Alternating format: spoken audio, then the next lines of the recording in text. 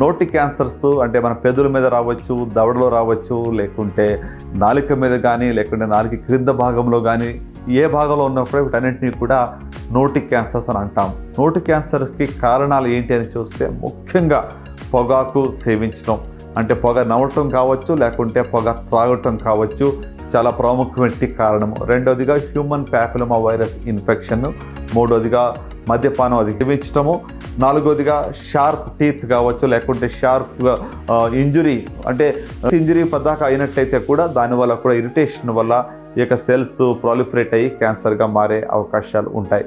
So ఎలాంటి లక్షణాలు oral క్యాన్సర్లో ఉంటాయని చూసినట్టయితే ముఖ్యంగా గమనించవలసిన విషయం ఏంటంటే మానని పుండు, any ulcer which is not healing. మానని పుండు ఉన్నట్లయితే దయచేసి నిర్లక్ష్యం చేయకండి. రెండోదిగా పన్ను లూజ్ అయినట్లయితే లూజనింగ్ ఆఫ్ టీత్ అనేది కూడా సిమ్టమ్ అవుతుంది. తర్వాత ఇయర్ పెయిన్ కావచ్చు, లేకుంటే మెడలో ఎలాంటి కణుతులు కానీ ఏర్పడినట్లయితే, దవడ వాసినట్లయితే, తర్వాత మరి నోరు తెరవడానికి ఇబ్బందిగా ఉన్నట్లయితే కూడా అది ఓరల్ క్యాన్సర్ యొక్క లక్షణాలుగా మనం భావించవచ్చు. ఇలాంటి లక్షణాలు ఉంటే వెంటనే మీరు డాక్టర్ని సంప్రదించండి. ఓరల్ క్యాన్సర్ ట్రీట్మెంట్ వచ్చి సర్జికల్ ట్రీట్మెంట్ ఉండొచ్చు, రేడియేషన్ ఉండొచ్చు, లేకుంటే కీమోథెరపీ ఉండొచ్చు. కొన్నిసార్లు 3 రకాల ట్రీట్మెంట్లు కూడా అవసరం పడవచ్చు. అర్లీ స్టేజ్లో చాలా వరకు కూడా ఒక మోడాలిటీ అంటే ఉట్టి సర్జరీతో కూడా నయం చేసే అవకాశాలు ఉంటాయి. సో కాబట్టి మీ యొక్క ట్యూమర్ యొక్క స్టేజ్ని బట్టి ఆ యొక్క ట్రీట్మెంట్ అనేది డిసైడ్ అవుతుంది. కనుక ఓరల్ క్యాన్సర్స్ని నివారించాలి అంటే ముఖ్యంగా మనం తెలుసుకోవాల్సిన విషయం ఏంటంటే దయచేసి మన అలవాట్లు మార్చుకోవాలి. పొగ త్రాగవద్దు, పొగ సేవించవద్దని.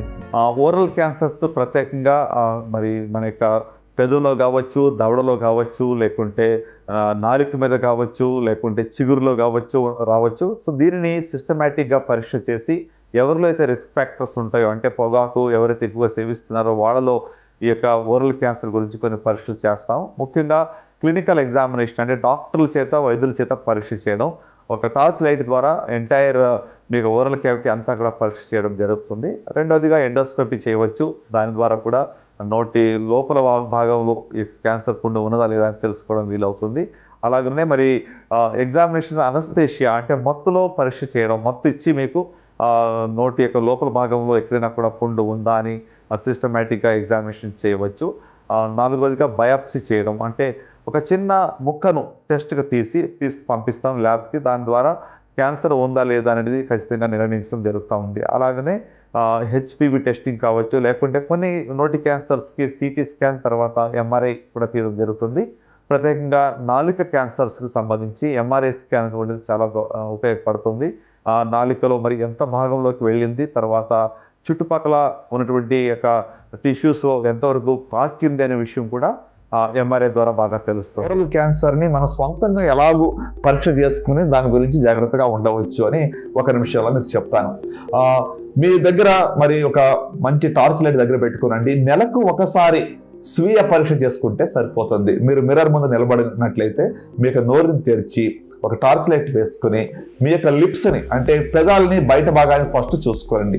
ఎలాంటి మచ్చలైనా కనబడుతున్నాయా, ఎర్ర మచ్చ కానీ తెల్ల మచ్చ కానీ కనబడుతుందా, లేక ఎలాంటి పుండు కనబడుతుందా అనేది ఒకసారి చూసుకోవాలి.